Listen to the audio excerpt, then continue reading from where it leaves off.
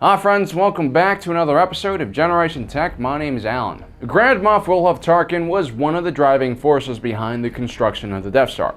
Well, technically he stole the project from director Krennic, but he had cautiously watched a good director develop a super weapon program and saw its potential and championed it before the Emperor. The Death Star fit into his strategic plan for the galaxy known as the Tarkin Doctrine. The Moth had grown up on Eridu, a rugged and wild planet that had been settled by the Tarkin family long ago. The Tarkins had a rite of passage where they would send their young men to a part of the planet known as the Carrion Plateau.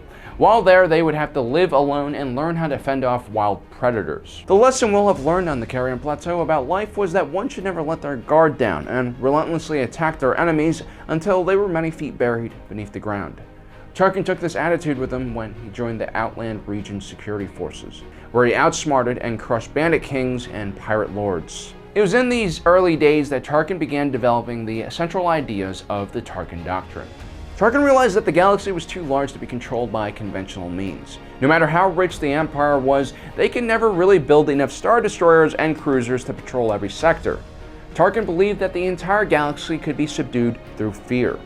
He needed to make the penalty for dissidence and rebellion to be so extreme that no one would ever dare to take up arms against the Empire. It was through the construction of the Death Star, which was able to destroy an entire planet, that Tarkin was finally able to put his plan into action. But as much as the Death Star was one of the Empire's greatest accomplishments, it was also one of its greatest failures.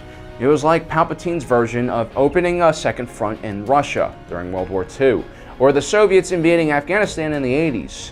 Or you, Steve, who spent the entire day eating healthy salads, but then at 1 a.m. in the morning decided to eat a bucket full of chocolate chip cookie dough ice cream. You lack discipline, Steve, and now everyone watching this video also knows that as well. What if the Emperor had rejected Tarkin's plan?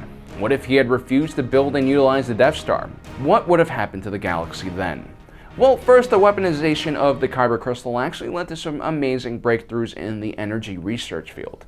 A Kyber crystal, being a mystical force-wielding entity, had some pretty amazing properties. Amongst them was the ability to amplify energy, which means it had some potential real-world applications, including providing cheaper and more affordable energy to everyone in the galaxy.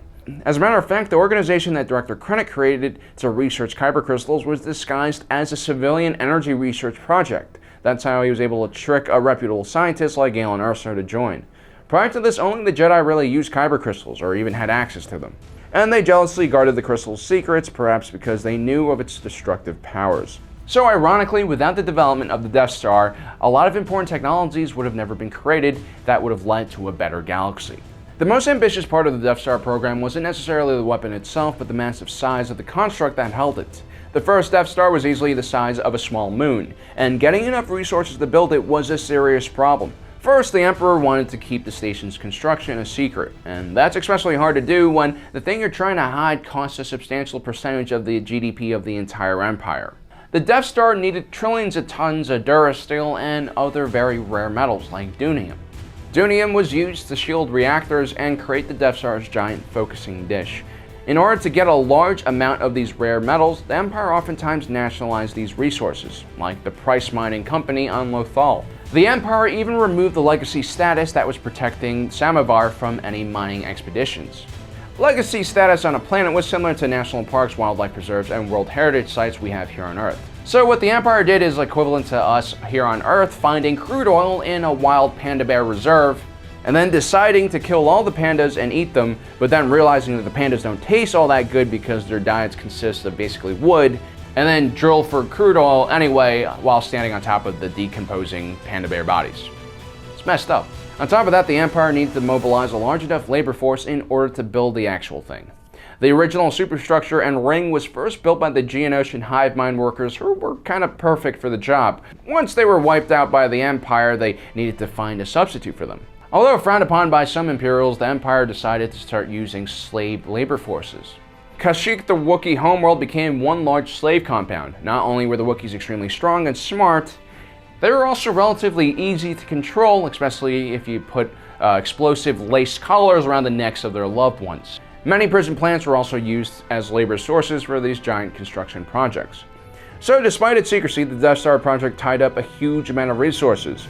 It drove up prices for other commodities, making construction a lot more expensive, while also increasing the amount of slave labor, which is a terrible thing.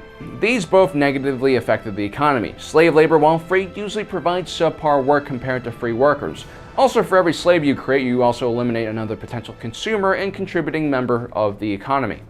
In order to grow your economy, you need to include more people in the economy. And because of the Empire's exploitive ways of building the Death Star, which should have been a huge government spending project that would have employed millions of subcontractors and boosted the economy, instead actively shrunk the economy, creating a recession. And as we all know, the number one leading factor to rebellion and instability is a weak government, job insecurity, and slow economic growth. With millions of systems to patrol, the Empire fielded a massive Star Destroyer fleet, and what it really needed wasn't just one large battle station, but tens of thousands of more Star Destroyers to patrol the remote sectors of the galaxy. Instead, the Empire consolidated all of their resources in one place, creating a huge target for the rebellion, something that Thrawn and Vader had both warned Palpatine against doing. Prior to the discovery of the Death Star, the alliance to restore the Republic was on verge of splitting apart. There were too many different factions with their own motives. Some factions favored all-out war against the Empire, others still looked towards diplomacy, while other worlds were embroiled in their own battles and too busy to lend a hand to other systems. The news of the Death Star and its destructive ability is what really solidified the alliance to restore the Republic behind Mon Mothma. Without it, it's very possible that the rebellion would have fallen apart. The destruction of Alderaan would go on to turn away many moderates who had supported the Empire. Many Imperials who later defected to the rebellion stated Alderaan as the catalyst. Instead of making the Empire's subjects fear the consequences of supporting the rebellion, it made the subjects of the Empire fear the consequences of not supporting the rebellion. Before the Battle of Yavin, most Imperials viewed the rebels as extremist, unrealistic, and followers of a hopeless cause. After the Battle of Yavin, the rebels were seen as heroes and freedom fighters. The Empire gave the rebellion the fuel it needed to survive and grow. If the Empire hadn't built the Death Star, it would have been able to redirect all of its resources into pacification campaigns on problematic worlds. The Empire had a strong control over the media and hollow news outlets. It had an extremely efficient security bureau, including force-wielding agents that could unravel rebel cells quickly. With the various factions isolated from each other, they were really just regional threats and could have easily been dealt with. The Empire would have never faced the Galactic Depression, which was created by the destruction of the Death Star and led to a lot more disapproval amongst its populace because of the wasted resources. Most likely, Palpatine would have been able to control the Empire for a much longer time and maintain the relative peace and stability he had created. In the end, it was fear that blinded Palpatine, fear that his control wasn't absolute, fear that his conventional Imperial forces weren't up to the task of defeating the rebels. And through giving into his fear, he made an extremely irrational choice that was very unlike him. Palpatine had always been about finesse and subterfuge, not direct action and frontal assaults. Well guys, that's our episode today. Let me know in the comment section below what you think what would have happened had Emperor Palpatine never created the Death Star.